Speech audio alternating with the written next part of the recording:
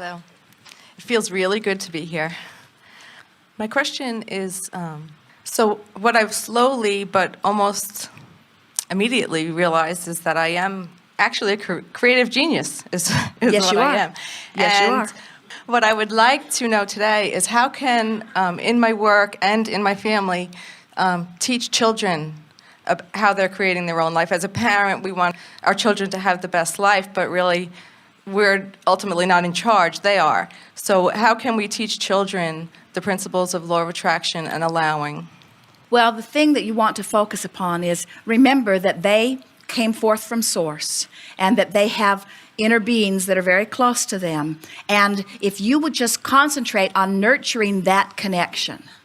In other words, think about it.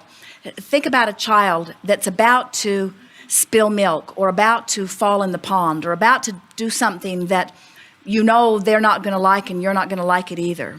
And you abruptly scream at them as if they don't know what they're doing. That's not nurturing to their state of connection. Now, of course, you're not wanting them to step into the street and you're not wanting them to fall off a crevasse. In other words, you're wanting to be there to guide them. But if you will just keep in mind always that your dominant intent with them is to help them and their vibrational relativity between who they are and what they're doing right now and who they really are. So smiling and loving and feeling good yourself and looking for reasons to compliment. And here's the biggest one of all, and you're really going to like this. Do you understand what negative emotion is? In other words, you know what it feels like, but what it is, it's the indication that right now I'm thinking a thought that's so far off track of what my inner being thinks that I'm not even in the vicinity of my inner being. Did you get that? That's what negative emotion means. That means I've chosen a thought. Maybe I got it from my mother. Maybe I got it from my teacher. Maybe I picked it up from a friend. But I'm thinking a thought, and that thought is so vibrationally resistant, so different relativity than the vibration of my source and my inner being and who my inner being is and how my inner being feels about who I am, that I'm not even in the vibrational vicinity. So when you think about that, what that's saying is, when you look at yourself and you see yourself as unworthy or inappropriate or incapable, those thoughts are so foreign to your inner being that you can't even be near your inner being's vibration when you think those thoughts.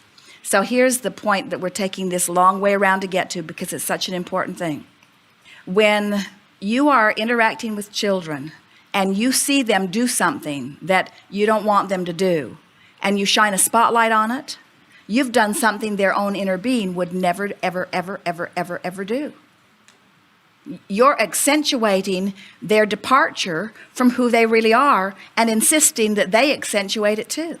We would be cognizant of their relationship with their inner being and always trying to nurture that.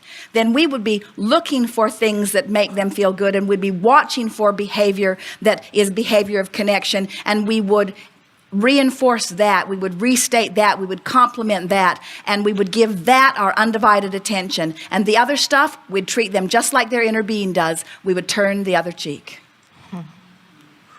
Okay. That makes a tremendous amount of sense. Jerry and Esther accidentally, although there are no accidents, watched Super Nanny. Have you seen it? Children that are so out of control, their parents are being held hostage by these children. And at first, Esther couldn't believe what she was seeing because she hears Abraham talk about how the children are pure positive energy, and Esther is not really seeing that in these children.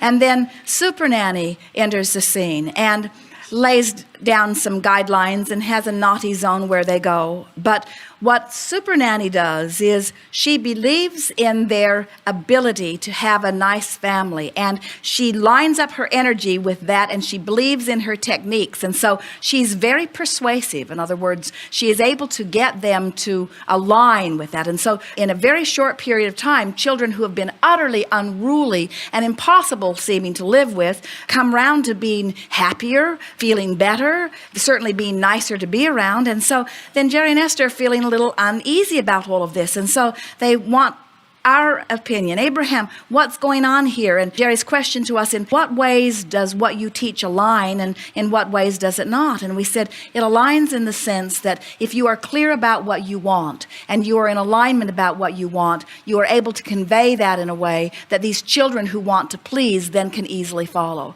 So parents that are scattered, or even with each other, or even a mother who knows what she wants but is more beating the drum of what she does not want, will elicit from her children what she does not want. And then the worse it gets, the worse it gets, the worse it gets. So being clear about what you want and lining up with what you want is certainly a technique that is working in that environment.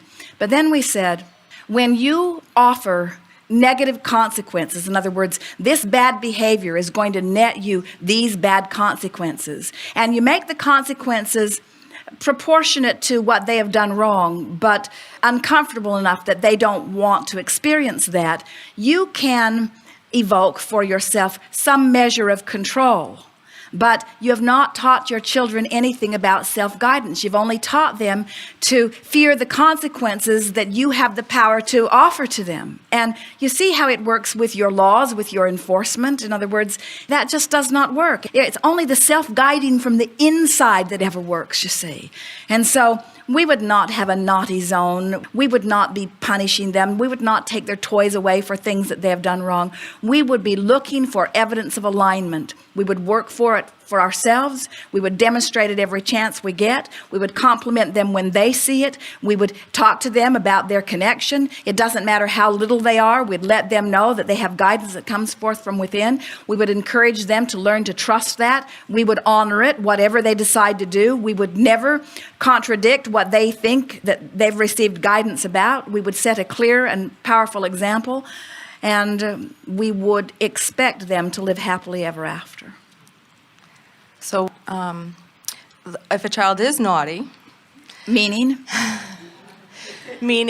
not connected to who they truly are, not well, now wait a minute, disrupting peace, because or someone else's version of naughty doesn't mean that they're not connected to who they are. There are a lot of children who are fully connected to who they are, who are doing things that others around them consider to be naughty. In other words, the teacher in the classroom wants them compliant and quiet, and tuned in, tapped in, turned on is not necessarily that. So by naughty, you mean not keeping the rule that someone else has established as the rule?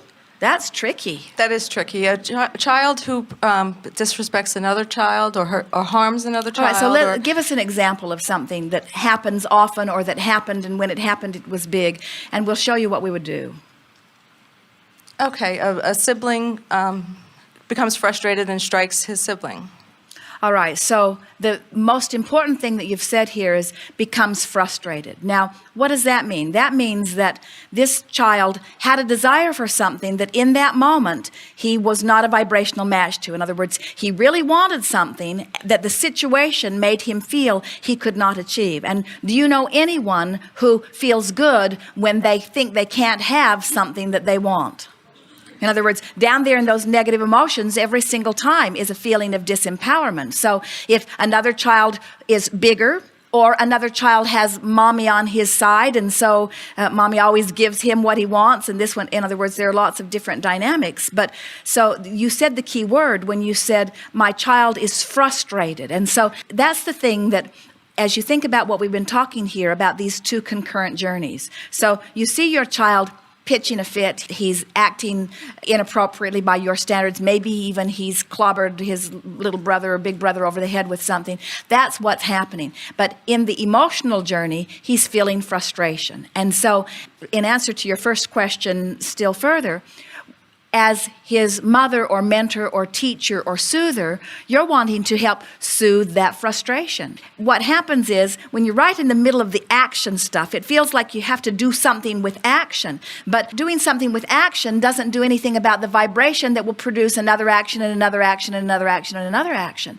So if you could, we would encourage you to stop in the middle of that and see if you can figure out what the basis of his frustration is, and acknowledge that if he has frustration frustration that is strong enough that he's hitting somebody over the head, it's moved from frustration into anger, even into revenge. In other words, it's a very strong resistance within there, which means he's got a very strong desire that's active at the same time that he has belief that he has no freedom to achieve his desire. So someone who would intervene and say, wait a minute, there's something that you really want here. What is it that you want?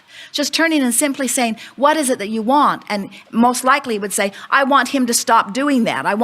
And you say, wait, that's not what I want to hear from you. I want to hear, what is it that you want? What is it that you want? Let's take your little brother out of the equation altogether. What is it that you want? And he might say, well, I just wanted to sit here and play in peace, or I just wanted to do it my way, or I wanted to put it together the way I wanted to put it together. And then you want to stop and say to him, that's valid. You get to want what you want. It's good that you want what you want. And then we would say, and the reason that you feel so bad right now is because you think that you can't get what you want. I think you can get what you want. Don't you think you can get what you want? In other words, help him to realize that he can get what he wants. He can get what he wants within the framework that's laid out there. He can get what he wants, even with other things happening around him, you see. Children will acclimate back to their alignment with source much more easily than if you were dealing with adults in an office setting. In other words, they are much more resilient. They are much quicker to tell you what they really want, and they are much quicker to release the grudge. In other words, the vibration that they've got activated in this moment is not nearly as activated in them as it is an adult under a similar situation. And so it doesn't take very much of you stepping in and making it known that you think that it is right for them to get what they want too, and that you're on their side about getting what they want. But there are a lot of ways to get what you want, and somebody else doesn't have to give up something for you to get what you want. That's the message that you want to get across to your children. Everybody can win here, but if you're focused upon what you want and focused upon not getting what you want, you're messing up your own experience. And if you can get them to focus upon what they want, those conflicts will go away almost immediately. Really, they will.